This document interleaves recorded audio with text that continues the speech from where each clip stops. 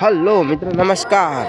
તમે જોઈ શકો છો અમારા ઘરના પાછળ એક તળાવ છે। આરતીનો સમય છે।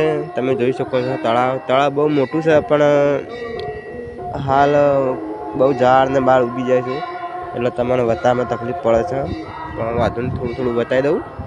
જોઈ શકો છો આ મેઠો લેબડો જે કઢીમાં નાખીએ છીએ તે વચ્ચે છે એ સીતાફળી છે બરાબર। આ લેબુનું ઝાડ છે અને આ મારું છાપરું છે। છાપરા પર જો તમે દૂધી જોઈ શકો છો। જો બહુ મોટો વેલો થયો છે જોઈ શકો છો। એક દૂધી પણ આવી છે વચમાં બહુ બધી દૂધીઓ આવી હતી જો તમે જોઈ શકો છો ગાઈસ। આખા છાપરા પર દૂધી ફેલાવાની છે જોઈ લો।